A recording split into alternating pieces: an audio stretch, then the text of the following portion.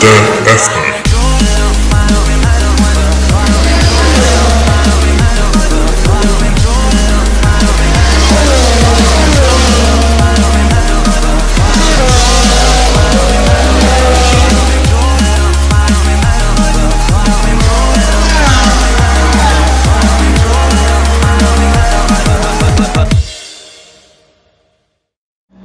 Bonjour tout le monde et bienvenue à la balado-diffusion du Bulletin F1.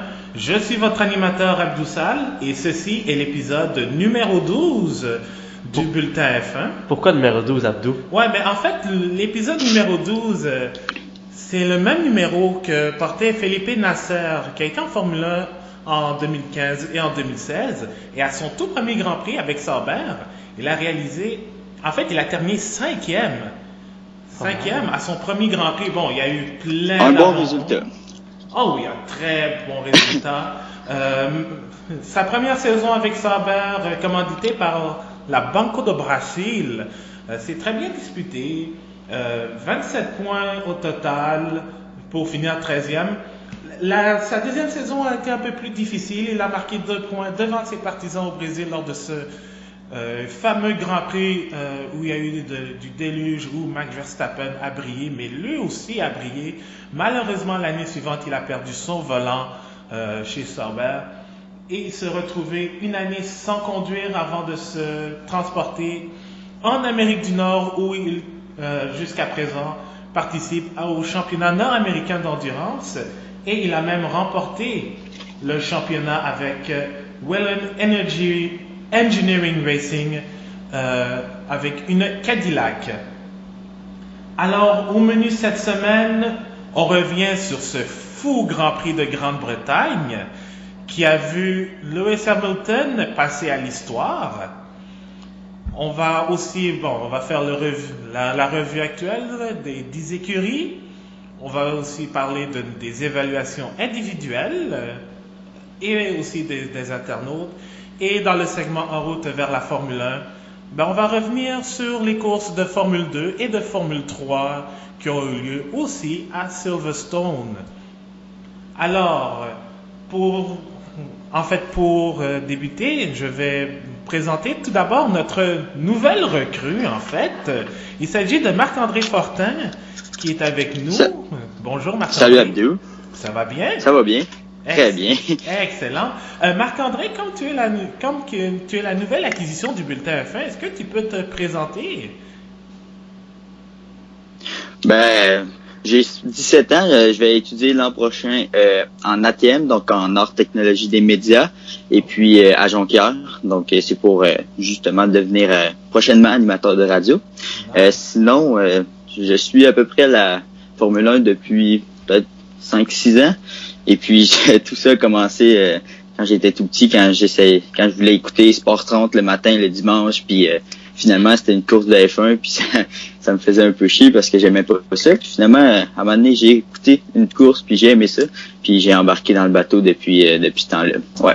Ça commence toujours avec RDS, hein? Toujours. Exactement. Oh, oui. Toujours. Puis là, après ça, il y a Verstappen qui est arrivé, puis ça m'a donné encore plus le goût de suivre les activités.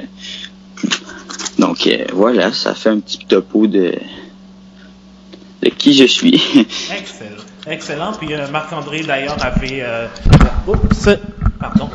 rédigé l'avant-course du Grand Prix d'Autriche que vous pouvez visiter sur bulletinf1.com pour voir son œuvre. Et puis elle est pour un premier article, moi j'ai vraiment adoré. Et évidemment, je ne suis pas seul. Celui qui accompagne Marc-André, c'est Brian qui revient. Enfin, salut Abdou. Ça va bien? Ça va bien toi? Super bien, merci. Brian qui était, effectivement très occupé.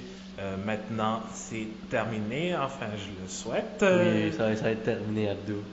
Ne t'inquiète pas. Je te niaise. Évidemment, chacun a ses occupations. Même moi, j'en aurai au cours des prochaines semaines, tout dépendamment, mais je serai là.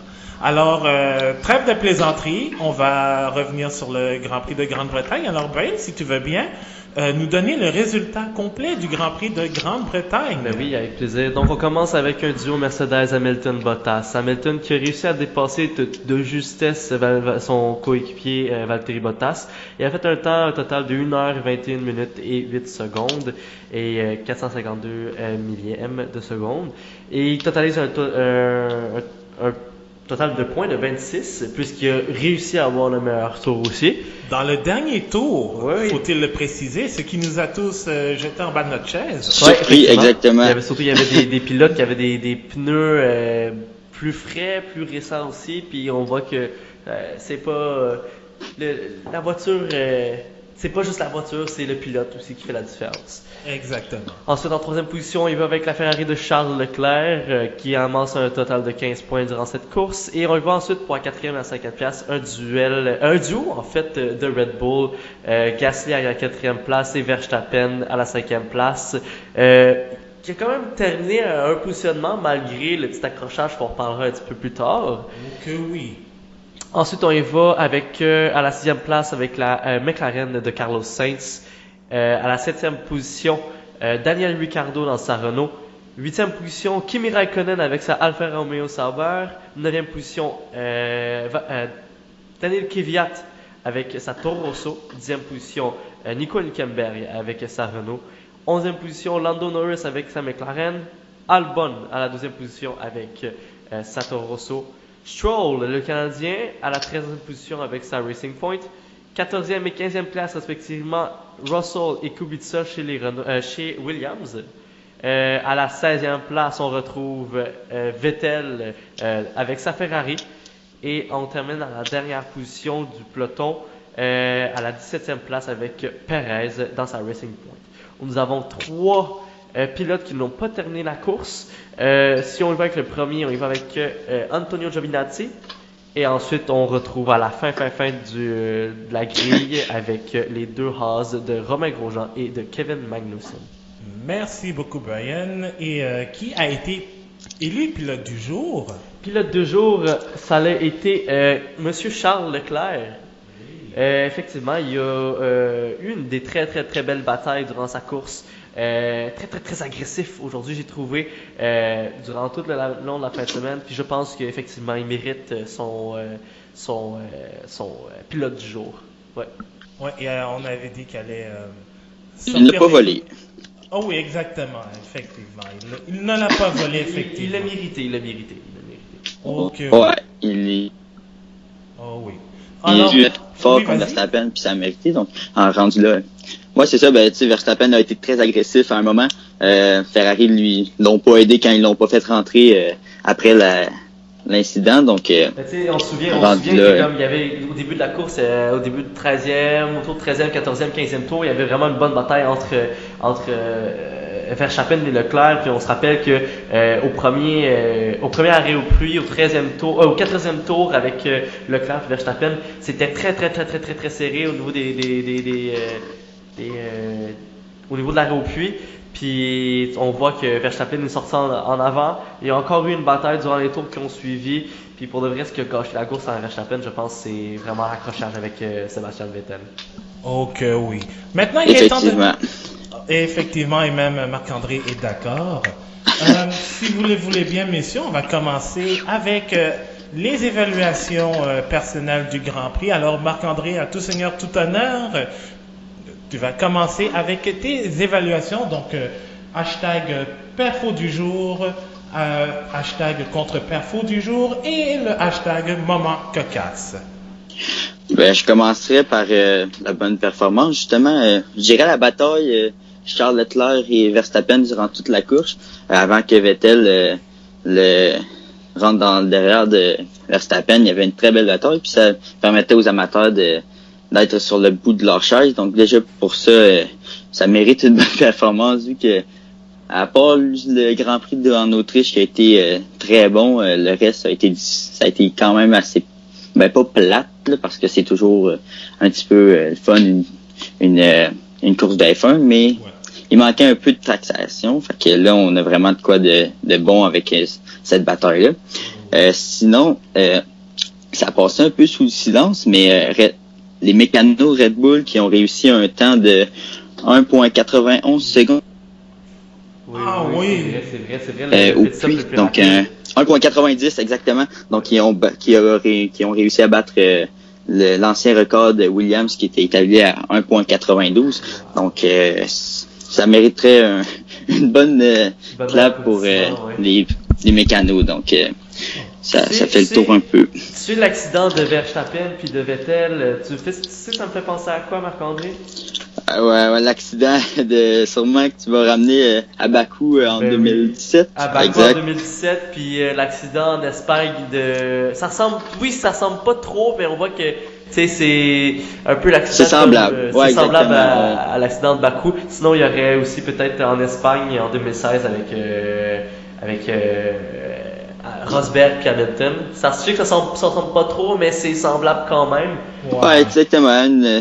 Une bataille qui se finit mal. Puis d'un côté comme de l'autre, il y avait pas vraiment. Ben, tu sais, Vettel a eu une pénalité de seconde, mais ça méritait-il vraiment une pénalité? Je suis pas trop sûr, vu que les deux ont pas eu de grands dommages, à part Vettel qui est descendu en 17e position. Donc, on va voir si ça va se transporter à la prochaine course, cette petite rivalité-là. Là, on voit que déjà Verstappen, il commence à. Là, je vois que Leclerc, il commence à prendre ça personnel aussi. Oui. Avec oui, Verstappen, en effet. ça fait 2 courses déjà là qu'on voit que Verstappen prend les devants sur Charles Leclerc. Puis, tu sais, on sait que Leclerc, il a un orgueil immense, il se met énormément de pression. Puis, je sais que on peut le sentir dans sa voix des fois dans les qualifications que c'est. Que ça vient chercher, là. Ça vient chercher ce genre de situation-là. Je pense que ça peut être bon pour sa carrière aussi de tout de suite se frotter à quelqu'un de puissant comme Verstappen. Donc, mais tu sais, les deux ont déjà piloté ensemble, hein. C'est des deux jeunes qui se connaissent puis qui savent. Tu sais, ils ont déjà des championnats de karting ensemble. Ils ont fait leur début ensemble. Oui, ils n'ont pas eu le même parcours, le même cheminement, mais tu sais. On voit que de deux côtés, les deux ont fait leur devoir, puis que c'est une très bonne rivalité qui est en train de se monter là. Oui, en effet, puis c'est que du bon pour la F1 là, avec Honda qui performe très bien, puis dans les dernières courses, donc on va s'attendre à beaucoup de changements dans les prochaines années en plus, donc il y a que du bon qui arrive. On va t'écouter pour ta contre-performance. Ma contre-performance, je la donnerais à Vettel qui malgré, c'est pas tout à fait de sa faute l'accident, qui a encore péri sous la pression que Charles Leclerc lui donnait, ou ben on a vu souvent par les dernières années que à partir du moment où ça devenait sérieux, Vettel n'était pas capable de prendre les devants sur Hamilton. Donc aujourd'hui, il y a un peu cassé sous la pression encore une fois là, quand Verstappen l'a dépassé, puis il a finalement il a fini sa course dans le derrière de Verstappen. Oh oui. Et le moment cocasse? La conférence de presse avec Hamilton, Norris et Ricciardo qui a été m'a fait sourire vendredi dernier. Ouais, quand j'ai vu ça, c'était très bon là, comme fait cocasse là, j'ai adoré. Oh oui, mais je sais pas si c'était concernant quelque chose de, je sais pas si c'était à propos de trucs du corps humain là qui a fait. Ouais, exactement. Ricciardo qui a utilisé une petite blague par rapport au corps humain pour faire débarquer Norris de la conférence de presse. C'est à voir là, sur Twitter. Là, vous allez pouvoir avoir la chance de le regarder. Là, c'est assez cocasse, effectivement. Merci beaucoup, Marc-André. Donc, ça fait plaisir. C'était la première évaluation de Marc-André dans le podcast du Bulletin F1. Et maintenant, on va passer à Brian. Bon, en fait, moi, ma performance du jour, ça serait pas vraiment pour un pilote en tant que tel, mais plus pour une écurie. Oui. J'irais avec l'écurie de McLaren. En fait, je trouve que McLaren a très bien performé aujourd'hui. On voit que Sainz a été très, très, très, très performant. On voyait qu'il était dans le momentum de la course. Je voyais à un moment donné, autour du 16e, 17e tour, on voyait que c'était vraiment une file indienne au niveau de la voiture. Puis tu voyais, la voiture qui ressortait le plus, c'était la McLaren de Carlos Sainz. Puis on avait aussi Norris. Norris était un petit peu plus en retrait, mais on voit que lui aussi était dans le pace, comme on dit, de la course. Puis il était toujours prêt puis il a bien défendu, tu sais, il y avait Albon en arrière de lui, à quasiment une seconde près, une seconde et demie près.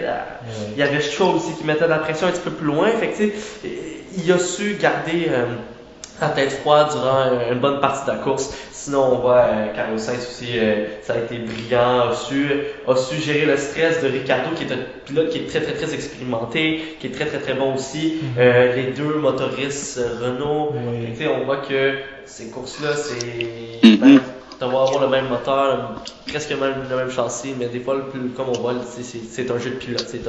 Le pilote fait la différence. Ah oui, donc effectivement. Je suis vraiment d'accord avec toi, Carlos Sainz. Pour moi, comme j'ai dit, je pense dans le dernier podcast, c'est probablement un de mes coups de cœur cette saison. Je le répète à plusieurs reprises, il a été malchanceux lors des 3 premiers Grands Prix. Ouais. Là, c'est bad luck, mais tu sais, c'est des choses qui arrivent. Tu sais, c'est une nouvelle saison, on commence d'un nouveau pied, c'est une nouvelle adaptation. Surtout que lui, tu sais, il s'est promené d'écurie en écurie dans les 3 dernières années. Fait que tu sais, c'est trois adaptations, 3 saisons d'adaptation différentes sur 3 écuries différentes. Fait que tu sais, c'est sûr que tu sais, ça arrive à tout pilote. Tu sais, il y a des changements, puis il faut qu'il s'adapte à ces changements-là. Comme l'écurie, il faut qu'il s'adapte à son nouveau pilote. Ça c'est il a l'air d'avoir trouvé sa niche aussi, donc on est content de le voir bien établi. Puis, le fait qu'il soit dans la famille McLaren, ça le motive un petit peu, là, je pense. Ouais, exactement. Maintenant qu'il a quitté le cocon de Red Bull, c'est maintenant devenu un pilote où il se sent, il a moins de pression parce qu'on va se dire, Red Bull, ils ne sont pas là pour développer, ils sont là pour gagner. Effectivement. Ta contre-performance, Mr. B? J'irai avec les Haas. Oh! Ouais. On a beaucoup de choses à dire sur Haas. Et pour commencer, Ado, commence par m'expliquer qu'est-ce qui s'est passé. Écoute, je les vois en dernier sur la grille, qui sont en DNF, mais j'ai pas vu ce qui s'est produit. J'aimerais ça que tu m'expliques, puis tu expliques aussi aux auditeurs qui n'ont pas regardé la course, qu'est-ce qui s'est produit en fait. Oui, alors au départ, on a Romain Grosjean et Kevin Magnussen qui s'accrochent en arrivant à la droite du Wellington, donc entre les virages 5 et 6. Et là, moi, quand j'ai vu les deux Haas, bon dernier, derrière les Williams, je me suis dit, bon, il y a eu quelque chose, ils se sont arrêtés. Ben, en fait, Grosjean et Magnussen se sont touchés, ont eu des crevaisons. Et je pense que ça a été plus qu'une crevaison. On voulait aussi économiser probablement la boîte de vitesse, la voiture pour le programme double en Allemagne et en Hongrie, mais c'était une catastrophe totale. Ajoutons à ça le tête-à-queue de Romain Grosjean lors de sa sortie. En essai, donc déjà là, ça commençait mal la fin de semaine. Oh oui. Puis tu sais, je vois que Haas ont été performants en début de saison, ils ont été très très très bons avec le nouveau moteur Ferrari, la conception de la voiture, le nouveau logo, le nouveau sponsor, ça a été un gros plus pour tout le monde. Ne me parle pas du nouveau sponsor parce que sinon là, je vais partir encore une fois en une tirade puis ça s'en vient là, je vais faire une autre crise de nerfs. Ouais, mais je vais pas en parler longtemps. Je veux dire que tu sais, Haas ont parti du bon pied la saison 2019, puis là on voit juste que c'est en décrescendo total. À l'interne ça va pas bien, les pilotes ça va pas bien, on voit au niveau administratif aussi ça va pas bien, nouveau sponsor, nouveau argent aussi. Tu sais, on voit que Haas sont en retard sur les autres voitures, sont en retard, on voit même qu'ils sont en retard sur les Alfa Romeo, quasiment voire dire Williams. Tu sais, c'est dur à dire, mais comme on voit aucune amélioration en ce moment chez Haas, puis c'est ça qui est très très très décevant. Oh, oui. Même on voit du recul parce que, si je me trompe pas, il y avait une nouvelle, il y avait la voiture de Australie de cette année, si je me trompe pas, la spécification d'Australie. Donc, Oui, pour la ils ont même voiture. reculé donc dans leur développement. Ça.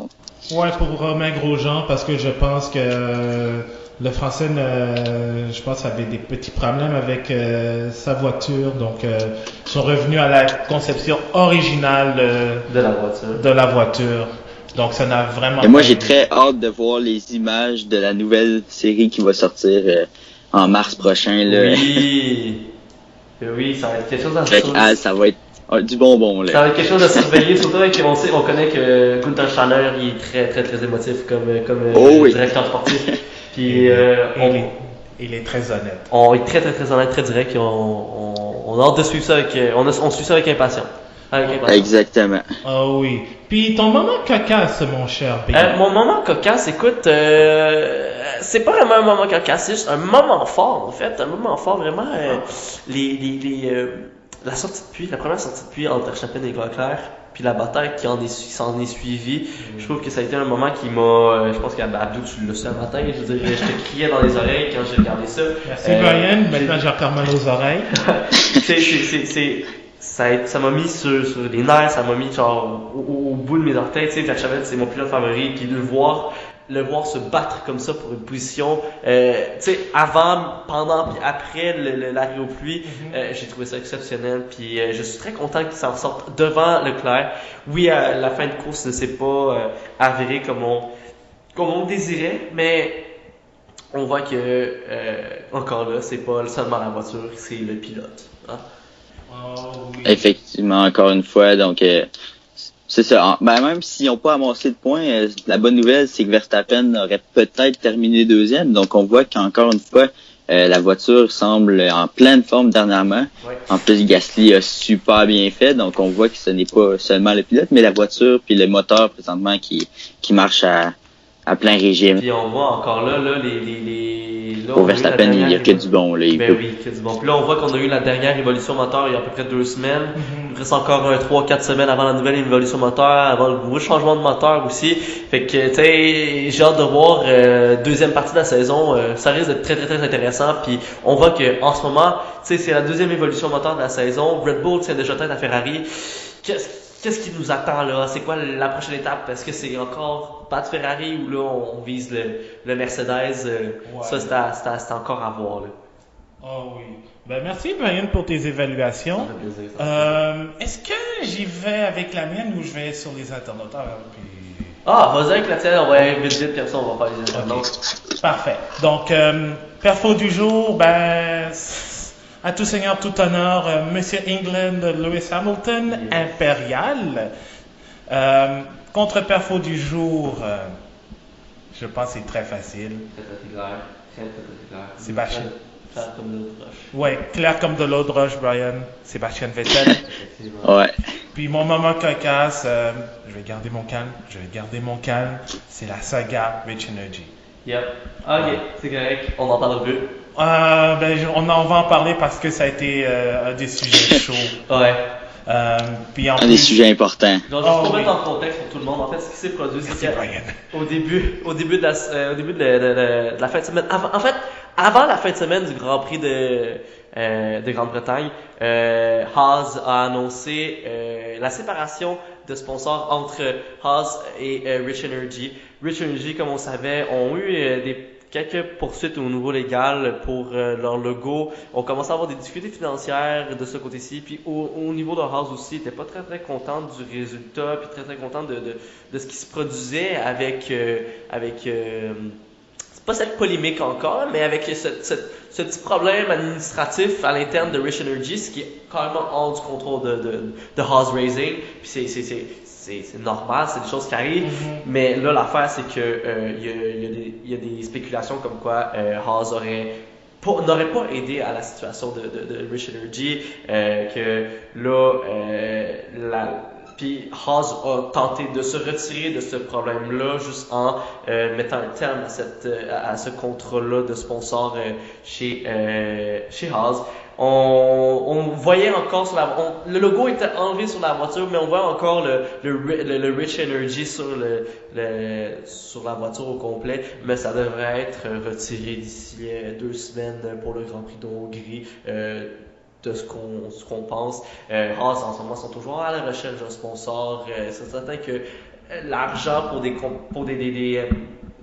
écuries comme Haas ou comme des écuries de deuxième ou de troisième rang, c'est normal parce que les fonds viennent de ce genre de compagnie-là, de ces sponsors-là. Fait que pour eux, c'est important d'avoir cette somme d'argent-là parce que ça aide à la performance de la voiture, ça aide à payer les pilotes, ça aide à payer les modifications, ça aide à attirer du monde parce que vous voulez pas, oui, avec du monde qui aime les boissons énergétiques puis qui voit qu'il y a une voiture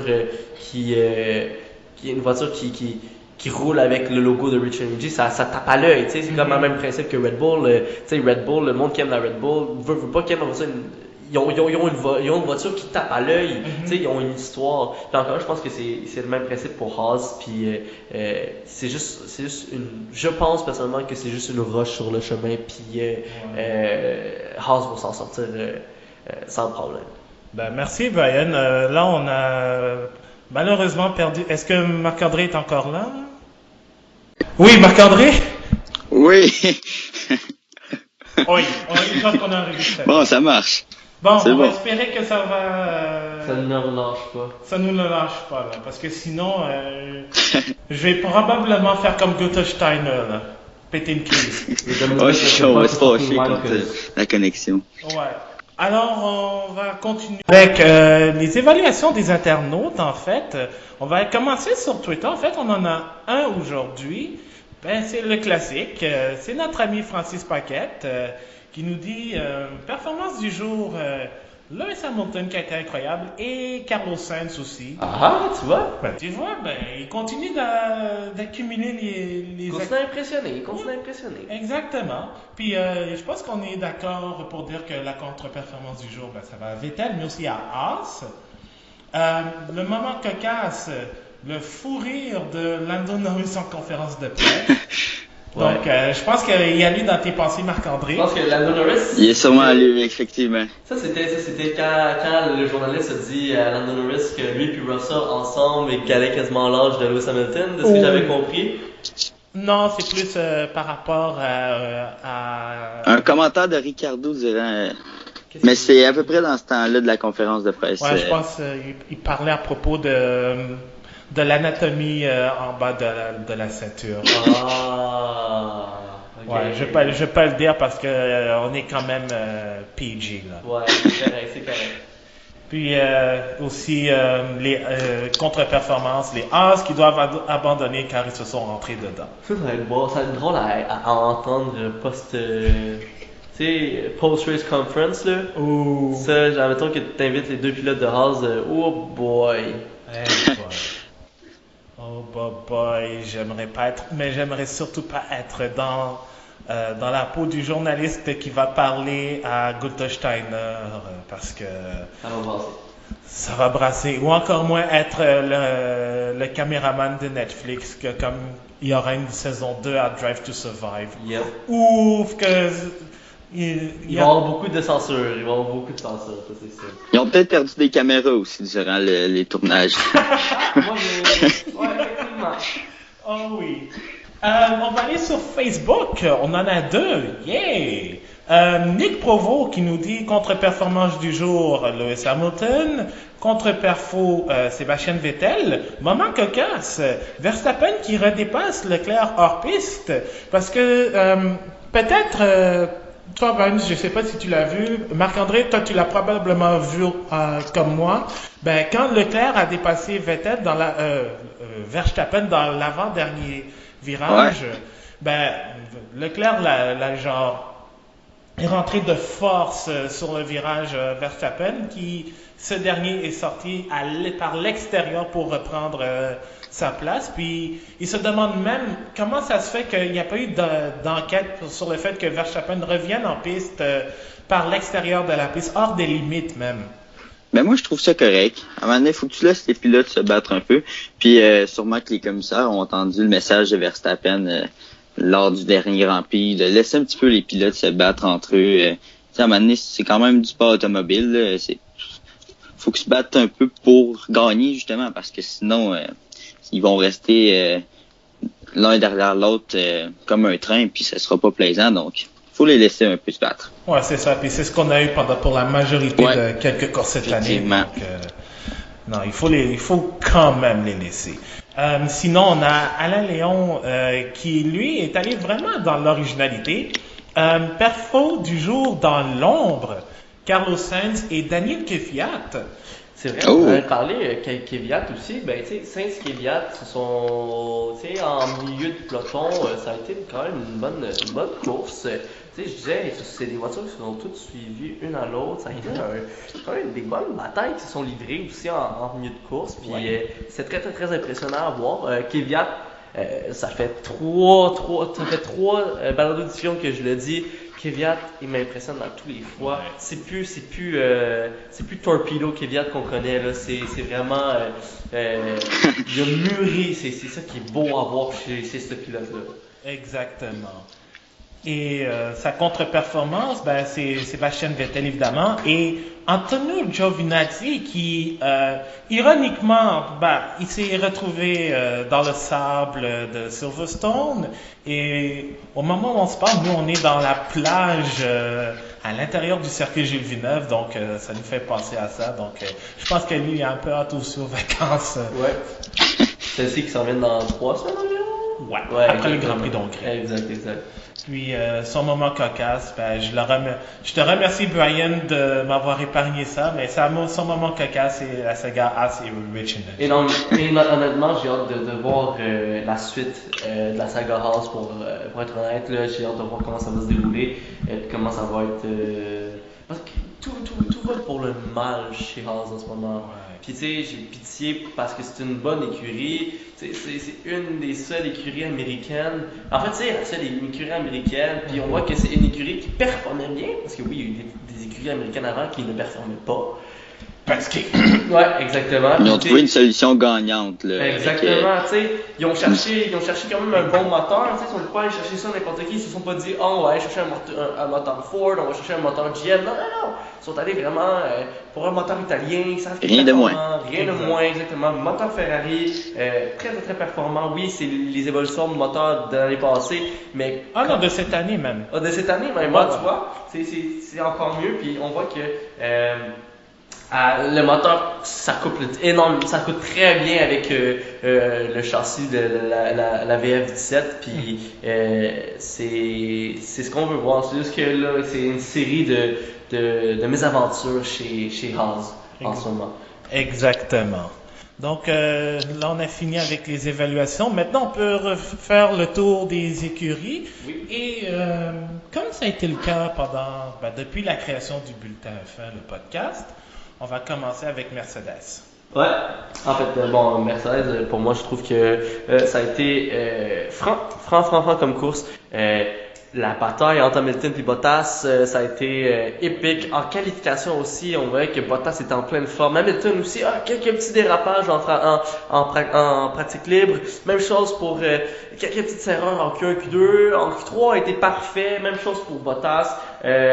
L'écurie, le moteur, la voiture est en pleine forme. Les pilotes en pleine forme. J'ai rien à dire du tout. Ouais. Et toi, Marc-André, comment peux-tu qualifier la fin de semaine des flèches d'argent? Ils ont été pas mal parfaits toute la fin de semaine.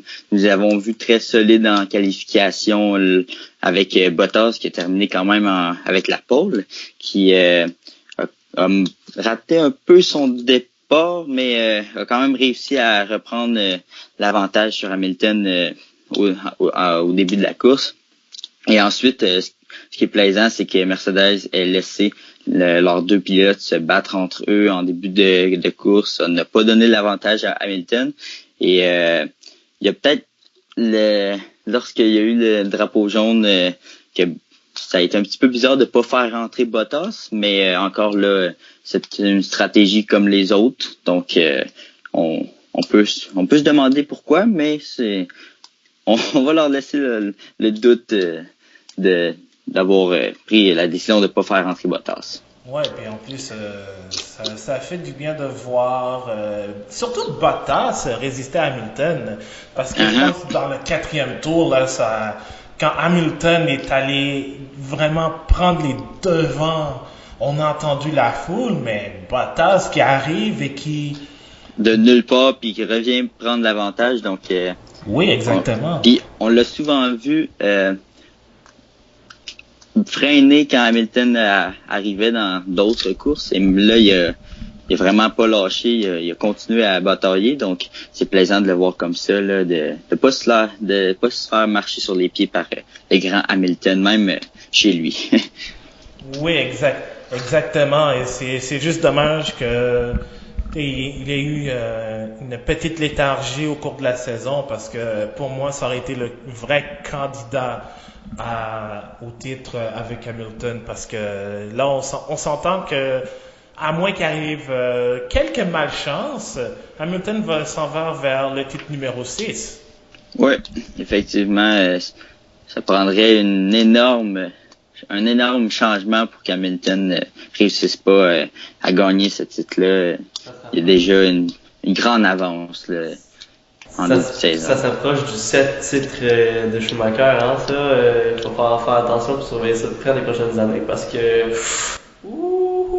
ça sent le 7e, voire le 8e titre, là. Oui. Puis là, il n'y aura aucun doute, on va dire que Hamilton risque d'être le meilleur de tous les temps. Désolé de le dire à ceux qui sont des fans de Schumacher, mais je pense qu'on va bientôt dire qu'Hamilton risque d'être le meilleur de tous les temps. Je suis très d'accord avec ça. Puis en plus de tout ça, on voit souvent des gens dire qu'Hamilton, c'est pas l'un des meilleurs, mais pourtant on voit que année après année, il est là. Même s'il est dans une très bonne voiture, le pilote fait une grande différence en F1. Donc, on ne peut pas lui enlever son mérite d'être champion du monde. Donc, tu as tout dit, Marc-André, tu as tout dit. Le pilote fait la différence, parce que c'est bien beau d'avoir la meilleure voiture, mais il faut le prouver que c'est la meilleure. Il faut que le pilote fasse la différence aussi. Puis Hamilton l'a prouvé depuis 2014. Donc, qu'on le veuille ou non, que peu importe nos allégeances, il faut le reconnaître que Mercedes domine, risque de continuer à dominer. C'est juste aux autres écuries à... Exactement. Ce n'est pas seulement une question d'argent non plus, parce que lorsque tu regardes avec Ferrari, lorsque tu compares avec Ferrari, ils ont pas mal le même nombre de millions dans leur voiture. Et puis, c'est aussi une question de stratégie, de décision sur la piste. Et Mercedes, à ce point-là, sont impeccables, prennent toujours les bonnes décisions rapidement. Et donc, ça aide leurs pilotes à bien paraître. Donc, parce que Ferrari ne fait pas toujours avec Vettel dernièrement non plus. Donc. Ok, oui, exactement, tu as bien raison. Puis justement, on va parler de Ferrari. Leclerc, 3e, notre podium pour le pilote monégasque, que je pense que c'est son 4e consécutif. 4e parce que la séquence a commencé à Montréal, oui, avec une 3e place. Une autre 3e place en France, la 2e qui aurait pu être même une victoire en Autriche, puis là, une 3e sortie un peu de nulle part ici à Silverstone. En fait, tu vois, Ferrari, c'est vraiment les deux extrêmes en ce moment là. On voit qu'il y a un pilote qui performe très très bien ces temps-ci. Leclerc performe très très très cadencé, très drillé comme pilote. C'est ça qu'on aime voir chez un pilote qui est jeune. On voit qu'il n'est pas trop téméraire. Il y a beaucoup de personnes qui jugeaient qu'il était trop jeune pour rentrer chez Ferrari, mais on voit qu'il nous prouve carrément le contraire. Ouais. Sinon, de l'autre côté, on voit Vettel. Lui aussi, ça va de mal en pire. De son côté, une 5e place aux qualifications, un peu décevant, but not surprise comme on dit. Puis on voit avec l'accident avec Verstappen qui s'est ramassé 16e. Oui. Avant-dernier en fait. Oui. Pauvre lui, honnêtement. Ah ben justement, maintenant que tu en parles, j'aimerais avoir votre avis sur cet accrochage entre Vettel et Verstappen qui a été un des, sinon le moment marquant de ce Grand Prix de Grande-Bretagne. Décisif, je dirais même. Oui, décisif. Parce que à ce moment-là, Verstappen se battait pour... en fait, était troisième, si je me... Ouais, c'est ça, il était troisième. Oui. Donc Vettel était troisième. Oui, exactement. Exactement, il était troisième.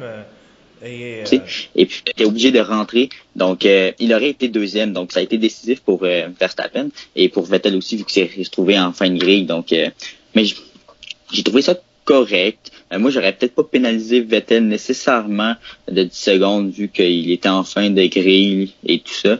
Mais c'était plus pour la symbolique du geste. Pour les règles. Ouais, exactement. Oui, et je suis d'accord avec toi. Plus ou moins, parce que je pense que vous en parliez en début d'épisode, que c'était un accident similaire à celui de Bakou en 2018 entre justement Ricciardo et Verstappen. C'est la même move que Verstappen a fait, un freinage en changeant de ligne. Donc, là encore, Vettel a été surpris, mais là-dessus, contrairement à Ricciardo, Vettel était un peu plus loin, donc je pense que c'est ce qui a pesé la balance contre l'Allemand. Je ne sais pas si vous êtes d'accord avec moi là-dessus. Ouais, quand même, c'est vrai. Vu de même. Puis, il y a aussi le fait que au moins Verstappen a pu ramener sa voiture sur la piste et a pu terminer. Déjà là, c'était quand même une chance là, parce qu'il était quand même dans le gravier, il avait pas de vitesse, donc puis il l'a justement mentionné Verstappen que pour lui il avait aucune idée comment il avait fait pour ramener la voiture à l'arrivée, donc c'est pour ça qu'il avait pas l'air il était pas trop fâché de la situation là en fin de course, comme on l'a déjà vu par le passé. Ah oui, donc ça prouve que la Red Bull, elle est faite solide. Oui. Effectivement. Et justement, moi, on va parler de Red Bull. J'ai deux fans de Red Bull avec moi, donc j'aurais bien aimé vous faire un rush papier ciseaux pour savoir qui va commencer. Donc, je suis désolé, Brian. C'est correct. Comme Marc-André c'est sa première fois, je vais lui laisser parler de Red Bull en premier. Ah, je vais laisser Brian commencer. Brian, tu peux y aller. Brian, c'est ton jour de chance. Ben oui. En fait, c'est ça. Probablement que Marc-André va être un peu d'accord avec moi. Je trouve que Red Bull, là, ils ont très bien performé ça en fin de semaine. Ils ont présenté un nouveau livery. Vraiment, il y a quelques petites modifications en l'honneur de James Bond. Exactement. Je sais pas si des chances avec le numéro 7, mais on sait jamais, tu sais. Sinon, ça aurait pu, mais on a vu que... Ça aurait pu marcher, effectivement. Ouais, on a vu que Verstappen, une très belle performance en qualification aussi, une belle 4e position pour Verstappen en début de course. Même chose pour Gasly qui a épaté tout le monde en fin de semaine en FP1, on s'entendait tout à ce que ce soit Hamilton ou Bottas, mais non. Qui a fait le meilleur temps? Pierre Gasly, effectivement. Par combien, messieurs? De plus de 1 seconde sur Verstappen. Donc ça, c'est à mentionner aussi. Ça... c'est un circuit qu'il connaît aussi. Hein? Lui, il a roulé en Europe avant de s'en aller en Super Formula. Fait que, c'est quelque chose qu'il connaît, qui est habitué, puis qui connaît ce circuit-là. Fait que, pour lui, c'était gaga. Là. Comme lui, quand il y a le Grand Prix du Japon, même affaire, lui, il sent chez lui. Là. C'est ça, c'est comme un peu sa deuxième maison après la France. C'est exact. Donc, oui, puis justement, Marc-André, toi qui, dans nos conversations sur Messenger, tu apprécies beaucoup le français. Peux-tu me parler un peu de sa performance et surtout de ce qui nous a surpris, son dépassement sur Sébastien Vettel? Ah, et on a encore perdu Marc-André. Oh, Oui. Ah bon, je pense que ça a ça a repris. repris. Bon, on a fait une pause parce que Ouais. Brian va aller porter ses affaires. Là, il vient, il s'est pas encore déshabillé. Bon, Dieu merci, la connexion est revenue, mais non, c'est ça. C'est Je- là, on était en train de parler de Pierre Gasly. Ouais. Alors, oui, donc Pierre Gasly, quatrième, et son dépassement sur Sébastien Vettel, qui nous a pas mal surpris, nous, dans l'équipe, n'est-ce pas, Marc? Oui, oui. Ben, toujours était que j'avais toujours confiance en lui. Avait de mauvais résultats en début de saison, mais était un petit peu malchanceux. Donc, mais c'est sûr qu'il nous a complètement surpris avec l'agressivité dont il a fait preuve avec son dépassement sur Vettel en début de course. Là. Donc, il y a eu du cran d'aller dépasser Vettel et une Ferrari. On voit que le moteur Honda lui a donné un bon coup de main aussi. Mais encore une fois, on l'a dit depuis le début du podcast, mais lorsque un pilote prend les devants, ça peut faire une différence. Donc, Gasly a fait la différence sur ce dépassement. Puis, il a été bon tout le reste de la course en gardant son calme, en étant constant et a eu une petite bataille avec Charles Leclerc à la fin. A malheureusement perdu le combat, mais ça va être à lui de le reprendre lors d'une prochaine course. Exactement. Puis en plus, je ne sais pas si c'est le fait qu'il ait maintenant les réglages de Verstappen qui l'ont aidé, en fait. Qui l'aide un peu, ouais, peut-être aussi, mais en même temps, je pense qu'il a compris le message. Aujourd'hui, ça n'a pas été clair cette semaine. On entendait quelque chose d'un bord, on entendait quelque chose d'autre de l'autre. En fait, ce qui s'est passé, c'est que Helmut Marko aurait dit à Gasly que il était sur une pente descendante et qu'il était, comment qu'on dit ça, il était en danger pour son poste était en danger, tout ça. Et finalement, a réfuté. Gasly a mentionné que c'était pas vrai et tout. Mais donc, ça n'avait pas été clair cette situation-là cette semaine, mais tout de même, il a réussi à revenir en force. Et c'est ça l'important pour lui cette année-là. Oui. Puis j'espère que ça va continuer comme ça cette année. Espérons-le. Oui, heureusement. Et Honda qui est tout simplement incroyable. Là, moi, c'est le jour et la nuit sur la situation de McLaren l'an dernier. Donc, oui.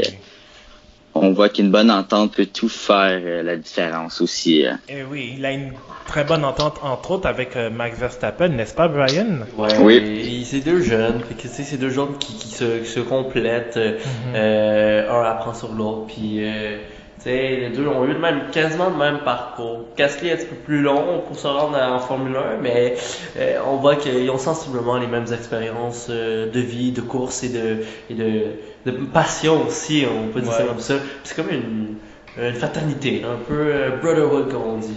Oh oui. Red Bull utilise un peu moins leur complicité qu'il le faisait par le passé entre Ricciardo et Verstappen. On savait que les deux aussi, malgré leur combat, avaient une très mauvaise. Donc, on le voit peut-être moins avec les vidéos et tout. Là, on sait que Red Bull était très actif avec ça, avec les deux pilotes, mais ça va sûrement s'en venir tranquillement pas vite. Là, là, même si les deux sont sur sur les des réseaux études sociaux. différentes, on voit toujours qu'il y a une bonne complicité entre Verstappen et Ricciardo. Exactement. Ouais. Donc, oui, exactement. C'est peut-être la complicité qui va agrandir entre Gasly et Verstappen, même si les deux se connaissent bien. On va passer tout de suite à McLaren, qui a connu, on va dire, une bonne course à domicile, surtout avec la nouvelle comme quoi leurs deux pilotes ont été renouvelés pour la saison 2020, même si en vérité Sainz avait déjà un contrat de plusieurs saisons en poche et que Norris, disons, la promotion était terminée, donc il a officiellement le poste pour l'année prochaine. Mais on va dire, Sainz, le meilleur des autres. Norris, c'est juste dommage qu'il ait fini à l'extérieur des points, mais mon Dieu, les deux ont été... Quelle course quand même. Quelle course pour les deux McLaren. Ouais, quelle fin de semaine aussi. Norris qui a été constante pas mal toute la fin de semaine. Il a connu peut-être un petit peu une fin de semaine plus difficile qu'il a connu en Autriche. Mais tout de même, j'ai aimé comment il s'est battu en début de course avec Ricciardo. Donc, il voulait avoir l'avantage sur Ricciardo, mais malheureusement, il l'a pas eu. Mais quand même, ça a été... lui aussi, de son côté, il s'est pas fait appeler. Donc... au puits, puis ça le nuit un peu, mais à part ça, il y a eu une très bonne performance là, en général. Oui, exactement, et en plus de ça, je dois dire quand même que, surtout Carlos Sainz, qui a fait du très bon travail, et il s'est qualifié 13e, on ne sait pas comment ça s'est produit, alors qu'on savait qu'il allait être facilement dans le top 10 en Q3, mais quand même, c'est un beau retour... c'est un beau retour pour l'Espagnol. Il s'est très... Oui, exactement. Il s'est très bien déroulé, en fait, Carlos Sainz. Oui. Donc, c'est ça. On s'excuse des petits problèmes de connexion. C'est notre première fois, en fait. On utilise Skype déjà en partant. Donc, dans un endroit où... la connexion peut aussi bien faire qu'une Williams. Marc-André? Okay. Ouais, ça a repris. Okay, donc, non, c'est... Encore une fois, on est encore chanceux. Ah, boy. Bon, Brian nous a quittés parce qu'il y a eu un appel de dernière minute, donc on va compléter l'épisode à deux. Fait. Donc, nous étions rendus, on avait pas mal fini McLaren, je pense. Donc là, on va passer à Renault. Parfait, Renault. Donc, excellent. Donc, on va passer maintenant à Renault. Quand même, Ricardo Hülkenberg qui se retrouve dans les points, surtout après un Grand Prix d'Autriche difficile, on va dire. Moi, je dois dire, je suis très content de voir Renault reprendre un peu du poil de la bête, surtout après c'est un début de saison très difficile. En fait, c'est une saison très difficile. Très difficile, ouais. Ouais. Surtout lorsqu'on voit un peu aussi McLaren qui aborde un moteur Renault et qui termine souvent devant. Donc déjà là, pour un constructeur de moteur, c'est pas agréable de voir son adversaire, en fait. Et son client même. Son acheteur là devant. Donc pour eux, c'est très difficile de ce côté-là. Et puis je peux te laisser aller un petit peu. Oui. Là. Je t'ai coupé un peu. Il n'y a pas de problème. Non, c'est ça. Ricardo, vraiment impliqué dans des bagarres un peu partout, à gauche et à droite, avec Norris, aussi, je pense, avec une Toro Rosso, si je me trompe pas, avec Alex Albon. Tandis qu'il y a eu Nico Hülkenberg qui s'est quand même, s'en est quand même bien tiré avec cet accrochage avec Sergio Perez.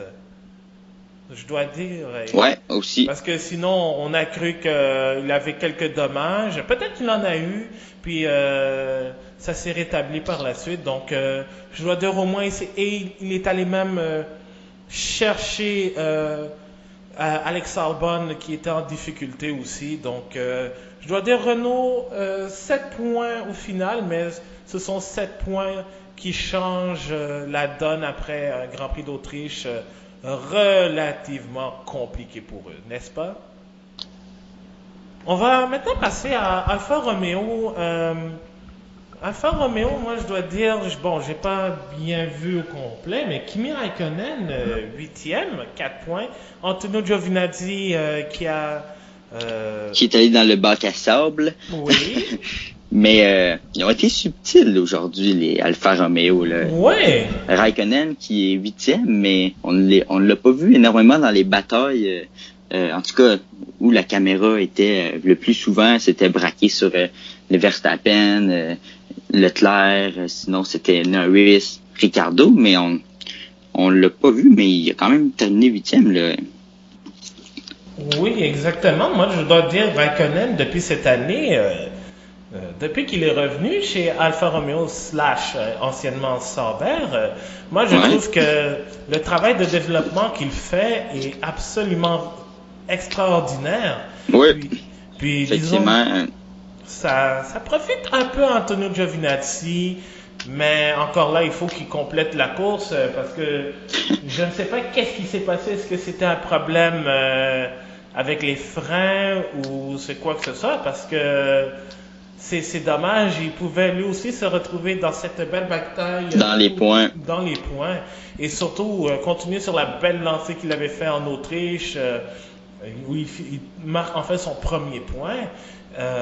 C'était pas une fin de semaine grandiose pour l'Italien, même s'il a perdu un peu de cheveux avec Ouais, c'est ça. C'est peut-être sa nouvelle coupe de cheveux qui a fait en sorte que sa performance ne soit pas pareille. Oui, exactement, parce qu'il faut l'expliquer. Il y a lors du Grand Prix d'Autriche, Giovinazzi et Frédéric Vasseur, le directeur d'Alfa Romeo, ont fait un petit pari.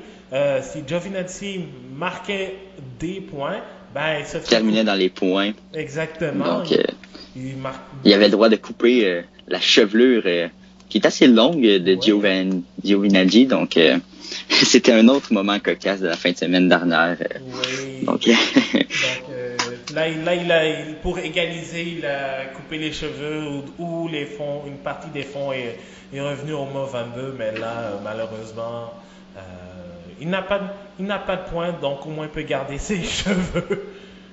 Donc, ouais, c'est l'autre raison pourquoi j'aime la nouvelle F1 avec sous l'ère de Liberty Media qui on voit beaucoup plus les pilotes d'un autre angle, donc c'est plaisant de les voir de cet angle justement. Exactement. On va maintenant passer à Toro Rosso.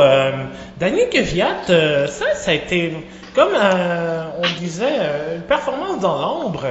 Daniel Kvyat, 9e, et j'ai encore du mal à comprendre comment il s'est rendu 9e, parce qu'à un moment donné, il était, je pense, 16 ou 17e. Ouais, 16 ou 17e, ouais, t'as raison.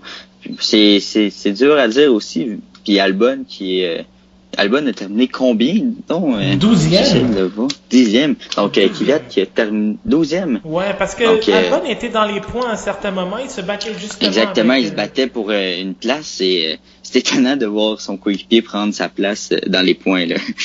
Oh oui, c'est vraiment dommage parce que je dois dire, les Toro Rosso cette année, ça va bien. C'est meilleur que l'année passée. Ben, c'est meilleur qu'en 2017 avec évidemment Kvyat et tout ça. Mais je dois dire, les Toro Rosso ont été dans le coup solide. Oui, avec Albon à un certain moment, mais Kvyat qui vient sauver un peu les meubles pour l'écurie italienne. Avec 2 points très importants, là. Oh oui, 2 gros points, je dois dire. Brian, tout à l'heure, le mentionnait, c'est un autre pilote, quelqu'un qui fait très peu d'erreurs. Peut-être parce qu'il a beaucoup moins de pression. Il revient en Formule 1, la tête mieux reposée que quand il était avec Red Bull, dans l'optique où s'il voulait garder son volant avec la grosse équipe, surtout avec un Max Verstappen qui arrivait, qui le poussait derrière le. Donc, effectivement, je pense que aussi sa saison, peut-être chez Ferrari, en ciblation, l'a peut-être aidé aussi à justement ne pas trop penser à la compétition, mais beaucoup plus à sa conduite. Donc, ça va vraiment lui avoir été profitable cette saison là-bas. Et ça se voit, puis c'est comme je disais, c'est vraiment dommage par contre pour Albon. Qui a été d'ailleurs même plus rapide que son coéquipier expérimenté. Mais malheureusement, je pense que la stratégie n'a pas fonctionné. Et pilotes comme Nico Hülkenberg et même Lando Norris en difficulté avec une stratégie ratée avec la voiture de sécurité ont terminé devant le pilote britannique qui, l'année dernière, avait remporté sa course à domicile, disons lui qui est natif de Londres.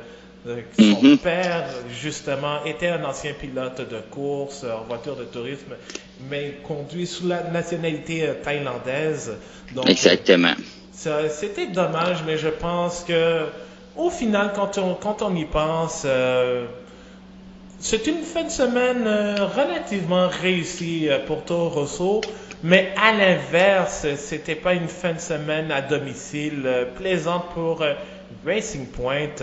Lance Stroll qui finit devant Sergio Perez, Ouais. mais dans des circonstances un peu différentes. Parce que Stroll, oui, 13e, mais c'est parce que Sergio Perez a eu un contact avec Nico Hülkenberg à la relance de l'épreuve, ce qui a endommagé son aileron avant.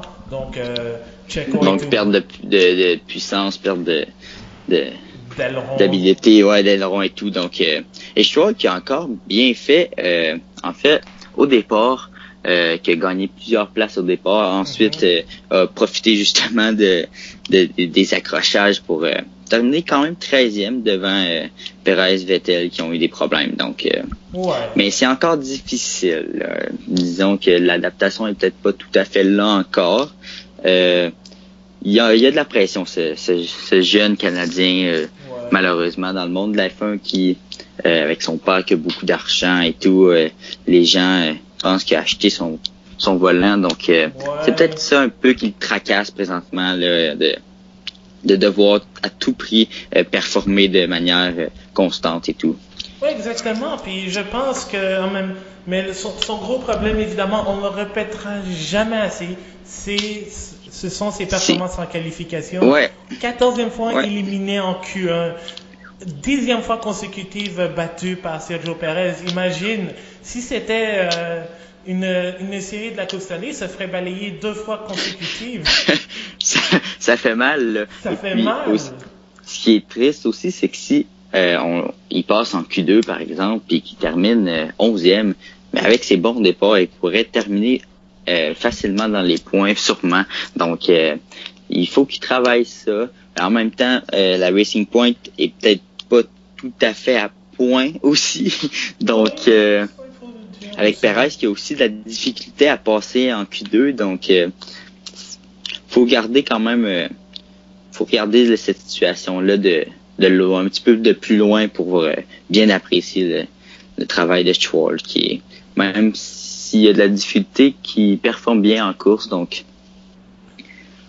Exactement. Puis je dois dire aussi, prochain Grand Prix, on annonce une nouvelle voiture, donc probablement avec des pièces différentes, un châssis 2.0, donc surtout sur un circuit où ils ont été relativement bons au cours des dernières années, Ouais, sous l'ancien nom de Force India. Donc, j'ai hâte de voir ce qui va se passer avec l'écurie établie à Silverstone, mais qui apparemment est canadienne selon plusieurs. Ouais, c'est ça. Donc, Ça, on aimerait le ressentir un peu plus ici, là. La nationalité canadienne, mais ils sont établis à Silverstone. Et Williams, George Russell et Robert Kubica, 14e et 15e quand même. Ils ne finissent pas dernier, c'est bon. C'est bon. Et surtout parce que c'est les 50 ans de travail de Frank Williams en Formule 1. Donc, c'est dans les circonstances un bon boom en fait, parce que oui, ils n'ont pas été dans le coup dans la course, mais avec toutes les circonstances. Vraiment pas. Encore une fois, là. Ouais. Mais je dois dire quand même que Russell continue à m'impressionner. Kubica, ça va légèrement mieux. Et bon, il m'arrache encore avec sa voiture, mais je dois dire que il y a un léger progrès chez cette écurie. Ça a mal commencé. Russell a très bien fait, entre autres en Autriche. Je lui ai donné un 8.5 parce qu'il a été dans toutes les bagarres. Il a tenu tête à une Haas. Mais... C'est vrai, t'as raison. Puis Kubica qui justement termine pilote du jour, même si c'était la FIA qui a sanctionné, qui a dit que c'était du piratage et tout, là, mais on peut le mentionner. Il y a eu un petit peu de l'amélioration pour ça, donc c'est certain que c'est catastrophique comme situation chez Williams, surtout avec la belle histoire qu'ils ont eue à travers les années. Donc on peine à trouver des solutions, on peine à trouver les problèmes. Donc c'est triste pour le bon Frank Williams qui voit son écurie descendre très bas, disons. Là. Oh oui. Et on souhaite évidemment une progression. Peut-être, je ne pense pas que Williams, à moins d'une circonstance vraiment exceptionnelle, ça peut arriver, mais je ne pense pas que Williams marquera 2 points. Non, je ne crois pas, malheureusement aussi. Mais penses-tu que Mercedes va sortir Russell de là rapidement, donc dès l'an prochain? Moi, je l'espère, mais je ne pense pas parce que c'est sûr que il y a Bottas qui fait mieux que 2018. Il y a Ocon, même s'il est un pilote Mercedes, pour aller chercher du travail ailleurs. Exact. Donc, il y a comme un... c'est drôle à dire, mais il y a un bouchon chez Mercedes présentement. Ouais. Et Bottas qui est en bonne position présentement. Là. Donc, mais moi, j'aimerais ça voir Russell peut-être sortir de cet environnement-là un peu difficile. Mais en même temps, il y a pas de place justement. Donc, c'est un petit peu triste pour lui. Et puis, on connaît les Mercedes qui n'aiment pas donner leur pilote ou bien échanger leur pilote pour d'autres écuries. Donc, je pense qu'il va devoir rester là malheureusement pour la saison prochaine. Oh oui, puis au moins il va pouvoir apprendre, Williams, disons, à développer la voiture pour probablement revenir dans la course au milieu du peloton. Et puis il faut apprendre à perdre aussi, donc ça peut être bon pour lui, pour son développement, comme tu disais plus tôt. Exactement. Et pour terminer avec les évaluations, en fait, le review des équipes, Haas qui a connu toute une fin de semaine difficile. On en parlait avec la saga Rich Energy et je remercie encore Brian d'en avoir parlé parce que sinon je me serais emporté pendant une quinzaine de minutes juste pour Rich Energy qui est probablement le pire sponsor de l'histoire de la Formule 1. Exactement. Je sais pas quoi dire. Et t'as Romain Grosjean qui sort de piste après son premier tour en fait à la ligne des prix. Ça m'a rappelé son erreur à Bakou il y a quelques années pendant la safety car. Ouais. Donc et ça, on peut dire officiellement le meme I think Ericsson est officiellement mort.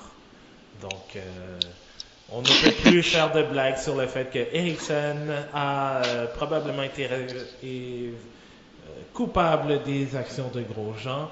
Et d'ailleurs, on peut pas blâmer Ericsson d'avoir été responsable de l'accrochage entre les deux Haas, parce que je dois dire, ça fait un peu dur, surtout que l'année dernière c'était leur meilleur résultat. Ils avaient fini 5e, c'était leur meilleur résultat en Formule 1. Mais là... Ça s'annonçait bien, malgré quelques erreurs. On se souviendra de leur mécano. Qui avait fait... c'est la première course en Australie. Oui. Donc, il avait mal fixé les deux roues.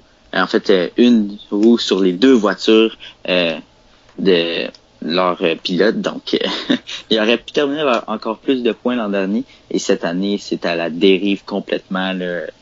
On peine à croire qu'ils vont bien terminer la saison cette année. Et au moins, si ça peut les aider, ils peuvent toujours se battre pour la 6e ou 7e place. Parce que là, ils se retrouvent avant-dernier. Ils ont 16 points. Ils ont 3 points de retard sur Toro Rosso et Racing Point qui sont à égalité avec 19 points. Puis ils en ont 10 de moins que Alfa Romeo qui, selon les Grands Prix, peuvent avoir des performances inconstantes, tout dépendamment de l'état de ça. Soit ils ont... Exactement. Puis il reste encore une dizaine de courses pour se rattraper, surtout en Allemagne, donc déjà en partant. Donc là, c'est pas encore perdu pour Haas, mais ils ont besoin d'un coup de pied au derrière de la part. Oui, vas-y. Non, vas-y, complète, en fait, je voulais pas te... En fait, ce que j'allais dire, c'est que aussi les pilotes vont peut-être sentir la choupe chaude là, en fait. Donc, leur poste est peut-être en danger pour l'an prochain aussi. Donc, Grosjean qui connaît des difficultés, Magnussen aussi. Donc, peut-être que leur situation va s'améliorer en vertu de leur position l'an prochain. Mais c'est surtout pour Grosjean que je m'inquiète parce que oui. Bon, l'année dernière, il a fait quelques bourdes, mais cette année, il a juste été malchanceux. D'abord, en Australie, c'était la même chose que l'année dernière. Il a été victime de quelques accrochages dont il n'était pas responsable. Et là, la voiture ne se comporte pas très bien. Et là, arrive à Silverstone, accrochage avec son propre coéquipier. Donc, j'ai hâte de voir comment Haas va faire leur devoir pendant la pause. Là. Ils vont sûrement se rencontrer, même si en théorie ils n'ont pas le droit, pour faire état de la situation là, de leurs deux pilotes. Exactement. Et voilà, c'est ce qui conclut finalement, on doit dire, parce qu'on a eu quelques problèmes techniques, donc c'est ce qui conclut en fait. La technologie qui n'a pas coopéré. Aujourd'hui, donc voilà, c'est ce qui complète le retour en fait des écuries du Grand Prix de Grande-Bretagne 2019. Alors, au classement des pilotes, Lewis Hamilton compte maintenant 223 points avec sa 6e victoire au Grand Prix de Grande-Bretagne. Très impressionnant. Exactement, c'est qui est maintenant un record sur ce Grand Prix légendaire. Valtteri Bottas maintenant compte 184 points. Max Verstappen maintenant garde sa 3e place au classement des pilotes avec 136. Et Charles Leclerc se rapproche. Et qui en aurait pu avoir beaucoup plus de points aussi durant la course, mais... C'est ça qui est ça, malheureusement, pour Verstappen. Ouais, malheureusement pour lui, il va devoir se reprendre. Et on a Sébastien Vettel avec 123 points et qui a 3 points de moins que Charles Leclerc. Oui, donc peut-être que leur position, que Vettel aura peut-être pas toujours l'avantage. J'ai hâte de voir comment ils vont prendre ça là, lors de la prochaine course. Et qui est à la maison pour Vettel. Oui, en plus, ça serait quand même drôle de voir que finalement Ferrari décide de ne pas donner avantage à Vettel. En fait, dans cette situation-là, moi, je leur dirais de faire 50-50. Je pense qu'il n'y a pas un pilote qui mérite plus l'avantage que l'autre, même si Vettel a plus d'expérience. On voit que Charles Leclerc est très solide là, cette année. Oh oui, il a prouvé à plusieurs reprises aussi. Oui. Surtout aujourd'hui où il a, disons, sorti les coudes, il s'est montré plus agressif, et il l'a dit lui-même que il allait se montrer plus agressif après avoir perdu le Grand Prix au départ de Max Verstappen. Effectivement. Et au classement des constructeurs, Mercedes continue d'avancer. 407 points pour les flèches d'argent, 243 points pour Ferrari, Red Bull en a 191 et McLaren continue de s'éloigner de Renault. 60 pour McLaren, 39 pour Renault. On en parlait, Alfa Romeo a 26 points en 6e rang. Égalité avec entre Racing Point et Toro Rosso à la 7e place avec 19 points. Haas qui se retrouve avant-dernier au 9e rang avec 16 points, mais à 16 points de plus que Williams. Williams, exactement. Et comme je te mentionnais hier lors de notre test, c'est le fun de voir que Red Bull et McLaren aient redessiné l'expression que comme tu sais, l'herbe est toujours plus vert chez le voisin. Donc c'est le fun de voir ça, que McLaren continue à bien performer avec un nouveau moteur et une relation qui a l'air de très bien tenir avec Renault présentement, qui avec Abitboot, qui est pas toujours facile. Ouais. Et aussi avec leur pilote, sans lancer de flèche à un champion du monde. Exactement. Alors, le prochain Grand Prix, ce sera dans 2 semaines. Ce sera le premier d'un programme double, puisque ce sera le Grand Prix d'Allemagne à Hockenheim, probablement pour la dernière fois, puisque il y a des fortes chances que le Grand Prix ne revienne pas au calendrier de 2020. Et il faut en parler aussi, parlant de renouvellement. Le Grand Prix de Grande-Bretagne va Oui. revenir. Jusqu'en 2024, c'est une très bonne nouvelle, ça. Donc, Puis je dois... Puis- Oui, vas-y. non, vas-y, pardon. Il n'y a pas de problème. Puis je dois dire, en plus, il y avait 350 000 personnes durant le Grand Prix de Grande-Bretagne, je pense pour les 3 jours. Puis on l'a entendu aussi pendant la diffusion, la foule qui La s'est... foule qui criait, Oui. qui était avec Hamilton aussi. C'était quand même 141 000 personnes. Donc, pour un dimanche, pour ce dimanche-ci. Donc, on voit que les Anglais sont toujours aussi passionnés par la course automobile et qui méritent de garder leur Grand Prix, là. Oui, puis en plus, avec le dimanche sportif qu'on a eu, Eh oui. avec Wimbledon, la finale mémorable entre Federer et Djokovic, l'Angleterre qui gagne la Coupe du Monde de cricket, puis les 2 courses renversantes en Formule E.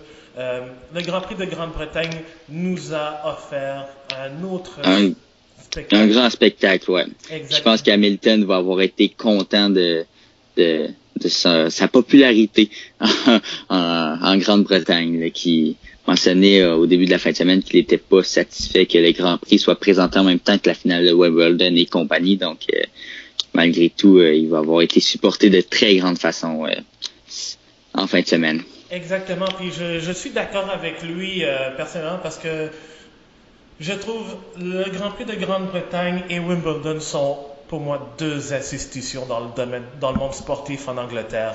Mm-hmm. Tu peux pas avoir les 2 en même temps. Ça Non. s'est produit à plusieurs reprises. Mais j'espère que avec le calendrier l'année prochaine, là, qu'on va faire en sorte que au moins le Grand Prix de Grande-Bretagne soit pendant la première semaine de Wimbledon ou une semaine après, parce que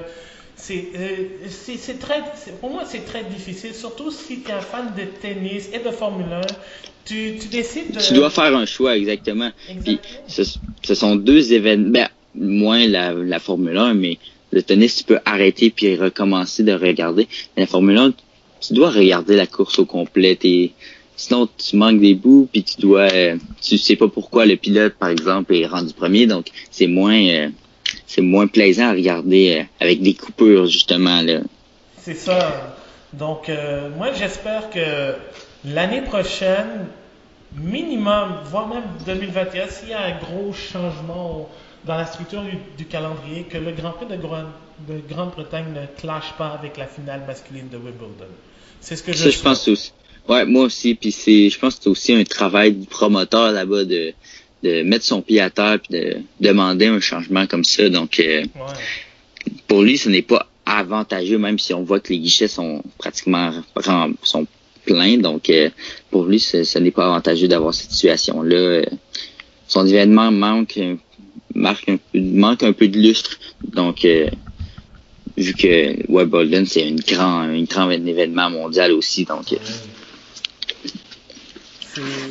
c'est quelque chose à méditer pour l'année prochaine. Exactement. Alors, on va peut-être maintenant passer en route vers la Formule 1, notre segment qui fait le tour des séries de soutien de la Formule 1, qui permet de découvrir un peu les futurs pilotes. Puis, comme d'habitude, il y avait les courses de Formule 2 et de Formule 3. Donc, 2 courses par Grand Prix. On va commencer à tout seigneur, tout honneur avec la Formule 2. Course numéro 1, la course principale, c'est l'Italien Luca Giotto qui a gagné la course sur la Uni Virtuosi Racing devant le Canadien Nicolas Latifi. Donc, finalement, après quelques courses difficiles, entre autres à Monaco, Latifi retrouve le podium. et Guan Yu Zhou qui était parti en pole position complète le podium. Nick De Vries, le meneur au championnat, termine 6e, donc effectivement. Son avance en fait qui a été réduite au classement des pilotes, mais il y a une deuxième course aussi le lendemain. C'est Callum Ilott qui est parti en pole en fait, puisque il faut le rappeler, les 8 premiers voient leur position être renversée en fait sur la grille de départ, donc celui qui termine 8e par premier et celui qui gagne la course par 8e. Or, Ilott est parti en pole, mais c'est Jack Aitken, l'autre Britannique, qui a remporté la course numéro 2 devant Louis Delétraz et Nick De Vries. Latifi termine 5e. Et Mick Schumacher, le fils de Michael, termine 6e. Donc, il marque des points dans la deuxième course. C'est plaisant à voir. C'est très plaisant à voir. Autant pour Latifi qui ramasse encore des points, qui se donne encore une bonne vue par le sport mondial, justement, pour peut-être avoir un poste l'an prochain chez Williams. Donc, j'ai hâte de voir aussi s'il va être capable de prendre l'avantage peut-être sur Kubica l'an prochain.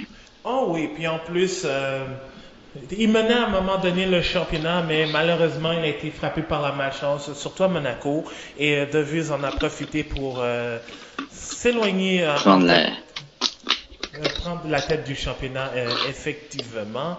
Mais cette course, disons, s'est faite sans Sean Gelael, le pilote, le coéquipier de Mick Schumacher chez Prema, puisqu'il n'a pas participé à la fin de semaine pour des raisons personnelles.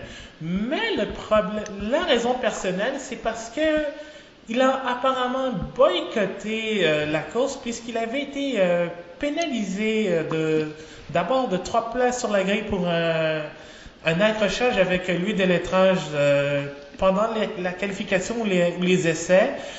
Pas content, il a fait une tirade sur Instagram qu'il a ensuite supprimée et il a décidé tout simplement de boycotter l'épreuve. Donc, il va revenir probablement pour l'épreuve de Formule 2 en Allemagne, mais je ne sais pas si ça fait mal après-moi, en fait, d'apprendre qu'il décide de ne pas participer à une course de manière volontaire. Volontaire, exactement. Là, une grève en pleine saison. On n'a pas vu ça souvent, disons. Mais c'est plate à voir aussi une situation comme ça, là, d'un pilote qui décide de volontairement ne pas jouer, de ne pas participer à la course. Là. Donc, c'est ça, c'est quand même triste parce que je trouve que oui, pour ceux qui ont vu l'accrochage, peut-être vont dire que Gallagher n'était pas responsable, c'était juste un incident comme de ça. De course. Oui, exactement, mais de là, fais ta course. Ouais. Même si tu as une pénalité, accepte-la. Tu peux dire t'es pas d'accord, mais il ne faut pas mettre ton équipe en péril parce que tu n'es pas d'accord avec une décision. Oui, je sais que il y a eu beaucoup de discussions concernant les commissaires de piste. Oui, dernièrement, justement, comme tu allais dire, là, qui connaissent un peu de difficultés avec leurs décisions, puis les gens les reprennent souvent. Donc, présentement, sont en situation un petit peu en dépourvu. Donc, c'est un autre coup que ce pilote leur a fait, mais maintenant, justement, je pense pas que c'était la bonne décision à faire pour l'équipe, justement, pour des raisons bien évidentes, là.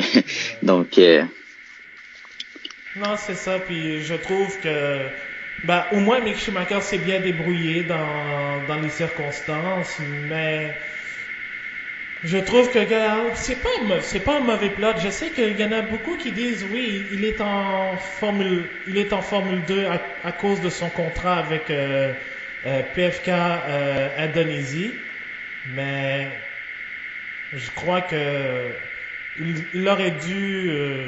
Mais je trouve que c'est pas un mauvais pilote. Il a gagné quelques courses en Formule 2, donc il faut leur donner une chance. Ouais. Exactement. Puis maintenant qu'on a parlé de Formule 2, ben on va tout de suite donner le classement des pilotes, puisque Nick De Vries continue de mener le championnat avec 170 points.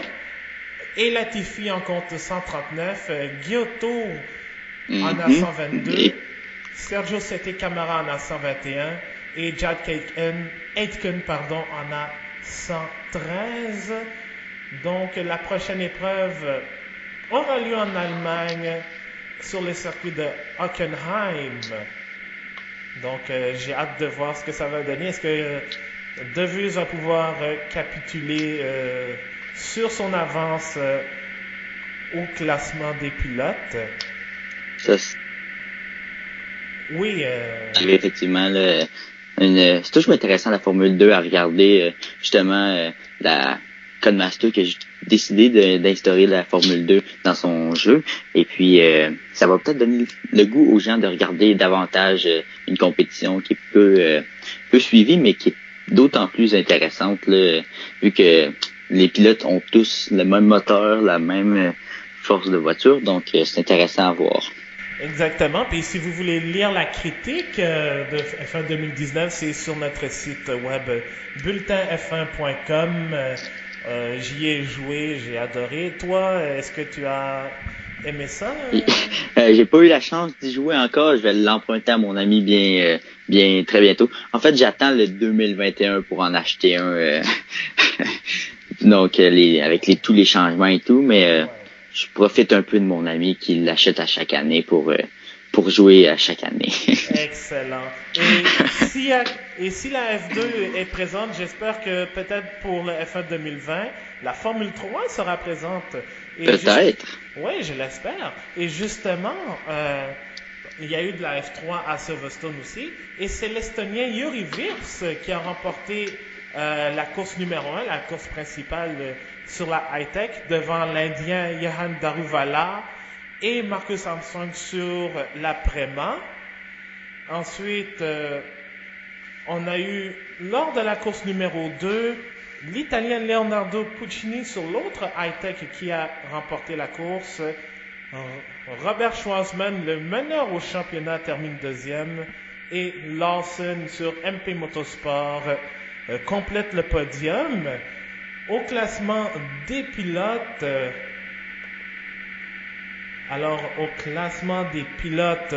Schwartzman garde son avance avec 114 points. Daruvala est deuxième avec 102. Et Vips, qui est un pilote de l'Académie Red Bull, est troisième avec 92 points. Donc, la prochaine épreuve, en fait, je dois me corriger, il n'y a pas de course de F2 et de F3 à Hockenheim. Ce sera à Budapest. En Hongrie, oui, effectivement. Exactement. C'est ça que j'ai vu aussi en même temps que toi. Donc, mes excuses si je vous ai induit en erreur avec Hockenheim. Ce sera à Budapest avant les grandes vacances de la Formule 1. Alors, c'est ce qui complète cet épisode un peu mouvementé du Bulletin F1.